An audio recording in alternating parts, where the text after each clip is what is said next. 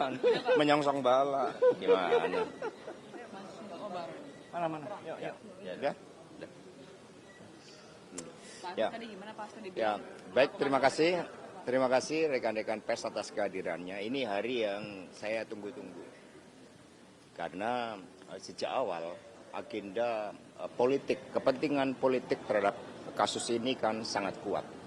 Sehingga untuk pertama kalinya di dalam sejarah persidangan kita, sampai penyidik KPK turun tangan secara langsung menjadi saksi, padahal tidak mengalami secara langsung, tidak melihat secara langsung, dan tidak mendengar secara langsung, sehingga yang disampaikan adalah suatu asumsi dan pendapat. Suatu konstruksi hukum yang dibuat-buat yang semakin menunjukkan kuatnya agenda politik ini. Karena itulah supaya gambaran lengkap nanti tunggu sesi kedua. Karena berbagai hal yang disampaikan tadi menunjukkan juga ada asumsi-asumsi yang diputarbalikkan, yang dicampur adukkan. Karena itulah kami berdasarkan fakta-fakta yang telah memiliki kekuatan hukum yang tetap, kami meyakini bahwa kepentingan-kepentingan kekuasaan inilah yang nantinya dapat dihadapkan dengan berbagai fakta-fakta hukum yang sebenar-benarnya. Dan selanjutnya kepada penasihat hukum kami persilahkan. Silakan. Teman-teman, kenapa kami di awal menyampaikan keberatan? Karena penyidik adalah orang yang memeriksa bukti, saksi, dan fakta-fakta yang dituangkan di dalam berkas perkara, yang dituangkan di dalam daftar alat bukti. Ini yang sedang kita uji di persidangan. Jadi ketika penyidik dihadirkan di dalam persidangan, kemudian menerangkan berdasarkan pemeriksaan, kami menduga agar ini tidak netral, konflik of interest. Karena apa? Dia mengambil keterangan dari hal-hal yang memberatkan, sedangkan fakta persidangan kita uji bersama itu kan menjadi kekuatan dari pembuktian. Contohnya bicara soal Nur Hasan. Nur Hasan menyampaikan yang memerintahkan untuk menenggelamkan itu bukan bapak atau bapak itu bukan Pak Hasto gitu loh. Kemudian uang yang dititipkan itu adalah dari Harun Masiku, bukan dari Pak Hasto. Nah, bukti-bukti ini yang di dalam berkas perkara ini yang sedang kita uji. Itu yang kita sampaikan. Jadi ketika penyidik dihadirkan menerangkan dari apa yang diperiksa, apa yang digali di dalam BAP, tentunya menurut kami tidak fair. Dan kami berharap bahwa persidangan ini berjalan dengan persidangan yang mengandung asas fair trial, melindungi hak asasi manusia. Jangan menghakimi, kemudian jangan membuat narasi asumsi berdasarkan keterangan yang didapati di dalam proses penyidikan oleh penyidik. Oleh itu teman-teman, inilah sebenarnya persidangan ini, disinilah kita diuji keilmuan kita. Bagaimana kita bisa menggali fakta-fakta, kita bisa membuktikan. Kemudian kalau ada hal yang memang tidak sesuai bukti, tidak sesuai fakta, ayo kita akui gitu loh. Kenapa? Karena persidangan yang ini 90% sudah pernah disidangkan di tahun 2020 dan tidak ada kaitannya dengan Mas Hasto Kristianto. Janganlah kita memaksa-maksa mencari-cari lagi, dan menurut saya ini merupakan catatan buruk terhadap penegakan hukum nanti kita ke depannya. Terima kasih. Baik, terima kasih. Jadi Bung Rosa tadi berperan ganda. Yang pertama adalah sebagai penyidik, tapi yang kedua juga sebagai saksi, yang otomatis kemudian memberatkan. Ini kan rekor sejarah, dan inilah bukti-bukti kepastian hukum itu dilanggar, prinsip-prinsip akuntabilitas, konflik of interest. Artinya ketika sampai turun gunung merangkap jabatan sebagai penyidik dan kemudian juga sebagai saksi, artinya fakta-fakta yang ada memang tidak cukup kuat untuk menuduh saya. Maka dia menciptakan suatu asumsi-asumsi dengan merangkai berbagai peristiwa. Selanjutnya, Bung Patersen, silakan. Baik, kita sekarang masuk ke pasal 184 KUHP. Ya.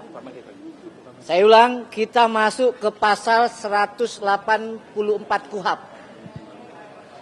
Alat bukti yang sah itu apa? Pertama, keterangan saksi. Yang kedua, bukti surat. Yang ketiga, bukti keterangan ahli. Yang keempat, petunjuk. Dan yang kelima, keterangan terdakwa. Yang dihadirkan hari ini, yang dicoba dihadirkan, itu tidak termasuk kategori dari kelima-limanya. Bahkan 3 yang mau dihadirkan, ini baru diperiksa 1. Apa kualifikasi saksi itu? Saksi itu adalah yang melihat, mendengar, mengalami. Penyidik melihat, mendengar, mengalami. Yang patut digarisbawahi adalah pernyataan dari penuntut umum tadi, saksi ini tidak dihadirkan untuk kasus suap. Jadi kita lupakan nih suap nih. Yang kedua, katanya dihadirkan untuk perintangan penyidikan. Mau menerangkan chat katanya tadi barusan tuh. Ya, kalau kita belajar hukum acara, bukti petunjuk itu tidak boleh berdiri sendiri. Dia harus ada persesuaian. Persesuaiannya siapa? Dengan keterangan saksi. Yang punya chat itu Nur Hasan. Nur Hasan sudah dipanggil kemarin. Ditanya, siapa bapak? Mana dia tahu? Bapak RT saya tanya kemarin. Bapak RW, kepala desa, nggak tahu.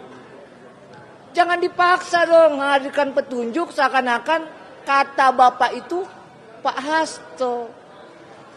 Maka kesimpulannya adalah kalau sampai 3 penyidik KPK dihadirkan yang katanya jadi saksi pada hari ini secara teori ya, ini di dalam ilmu akademis ya, maka artinya apa? Tidak ada bukti atau kurang bukti. Apa akibat tidak ada bukti dan kurang bukti?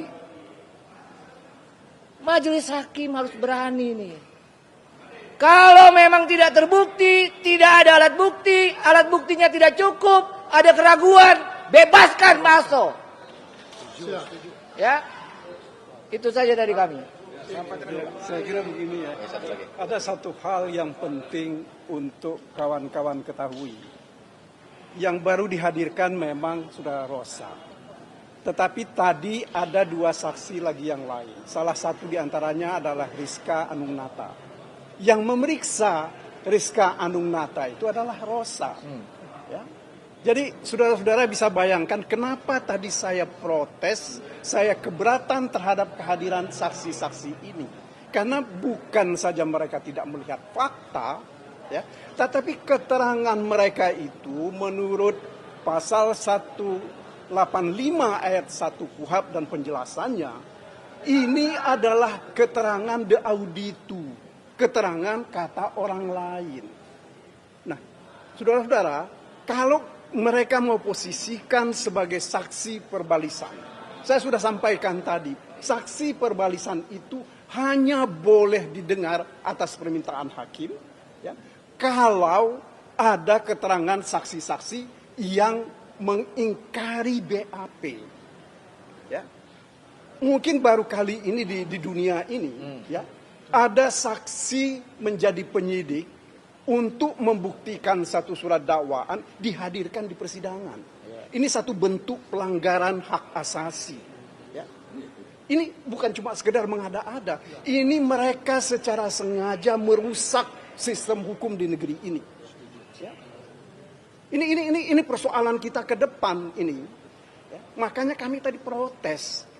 Sebab besok lusa ada orang lagi yang menjadi terdakwa di persidangan, tidak cukup bukti, dihadirkan penyidik bersaksi. Ya.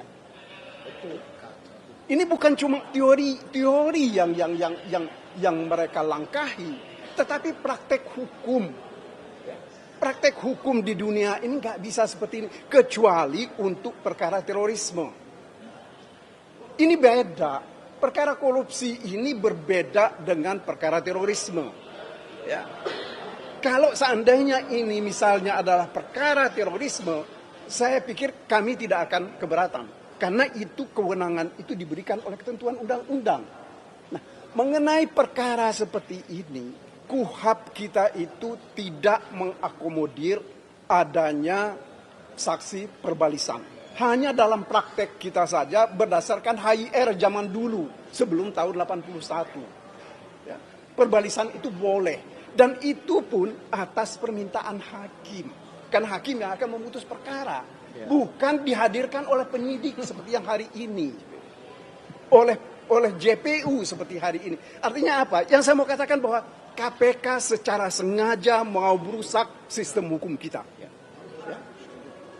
Ini justru obstruction of justice itu adalah ini. Ya.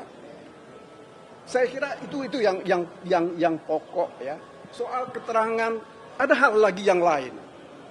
Saya kira dia tidak berani tadi bicara di depan ini. Dia menyebut sejumlah orang ya, yang dia duga ikut merintangi penyidikan itu.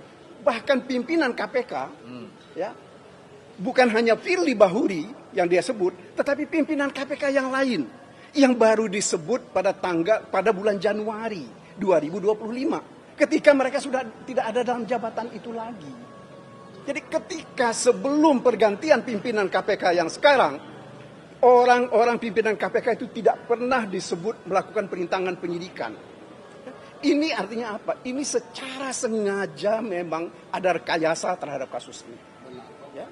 Ini yang harus kita cermati secara baik. Untuk selanjutnya nanti pasti kita akan tanya lebih lanjut mengenai apa yang diketahui dan apa yang dilakukan oleh mereka sebagai penyidik, termasuk diantaranya mengapa mereka tidak memeriksa orang-orang yang menghalangi mereka di PT IKA. Ini jelas gitu loh. Ada sesuatu yang dilindungi. Saya kira begitu. Cukup, terima kasih. Tapi dalam arti nanti tetap ntar siang itu berarti dari tim kuasa hukumnya itu tetap akan menggali keterangan dari para saksi ini meskipun menganggap mereka itu tidak kompeten gitu. Saya kira begini, kita ingin meluruskan fakta ya. Kita tidak ingin perkara ini dijadikan sebagai sarana untuk menyalahkan orang yang tidak pernah ditanya. Ya.